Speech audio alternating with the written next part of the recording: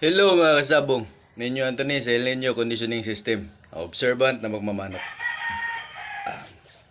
Shoutout sa lahat ng El Nino Conditioning System members. Shoutout sa lahat ng El Nino Conditioning System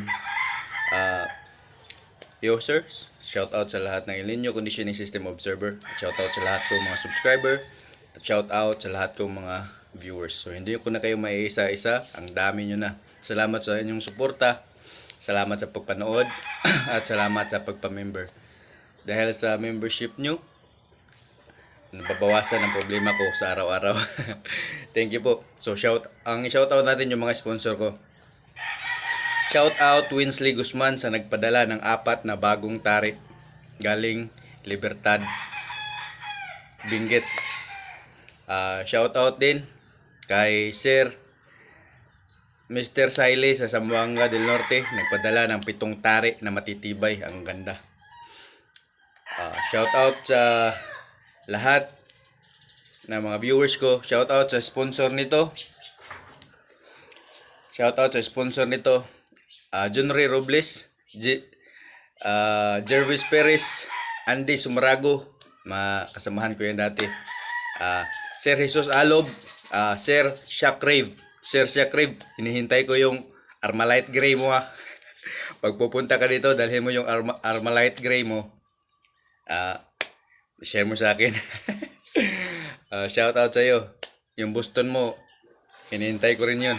Galing Bacolod. So, shout out sa iyo, Sir Shakrave. So, ang pag-uusapan natin ngayon is about rotation. So, ano bang mabibigay natin sa rotation? Simpleng exercises lang, rotation, palipat-lipat ng lugar. Yun lang po kasimple. Palipat-lipat ng lugar. Ano bang benepisyo na makukuha mo niyan? Diba? Ang iba, heavy workout. Piniflip ang manok. Kinakahig, hawak ang buntot. Nagra-running fence. Flying fence na matagal. So, yan, okay yan. Kung magaling ka gumamit yan, okay yan. Pero kung gamitin mo yan sa 21 days conditioning, parang no yan sa akin. Gaya yung mga ginagawa, yung running fence, flying fence na matagal, manual exercises, kung ako gagawa niyan, dun ko yan gawin sa pre-conditioning matagal na panahon. Pre-conditioning, kasi sa conditioning, preparation na po yan sa akin. Kasama na preparation dyan sa conditioning. Hindi ko na po yan gagalawin ng ganun ka-heavy ang manok ko. Rotation lang ako. So ano bang benepisyo ng rotation? Itong rotation po, ang dinidevelop mo no po niyan is ang alertness at ang quickness. Bakit? Obserbahan nyo ang manok. Diyan sa talian nyo, ilipat nyo ng lugar. Basta wag lang malapit ha.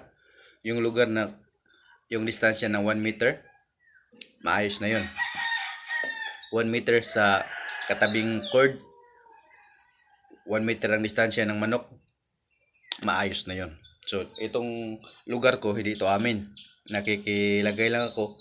So, nakabenepisyo naman ng may-ari kasi malinis yung lugar na dati masukal yan. Nung nilagyan ko ng manok, naging malinis, tsaka nababantayan yung mga mangga nila. So salamat sa pagbigay ng pahintulot na makapaglagay ako.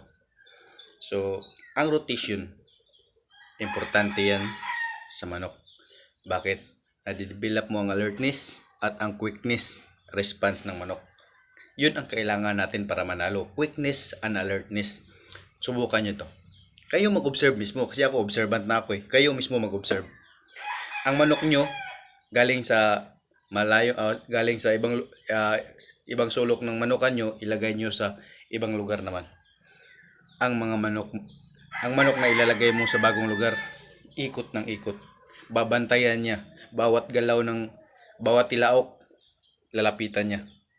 Bawat tilaok ng katabi niya, lalapitan niya. Bakit? Alerto siya. Kasi ang pagtitilaok, paghahamon yan. So, ang manok mong bagong lagay, pag may titilaok, lalapitan niya. Pag mayroong gagalaw sa kabila, lalapitan naman niya. Ganun ang nade-develop sa rotation. alertness and quickness. Yun ang kailangan ng manok natin. Hindi kailangan paguri ng matagal, hindi kailangan paliparin ng matagal, hindi kailangan i-flip ng matagal, lalo na sa 21 days conditioning. May nagtuturo dyan, i-flip pa sa 21 days conditioning? Conditioning, condition, aayusin ang katawan. Condition, i-prepara ang katawan.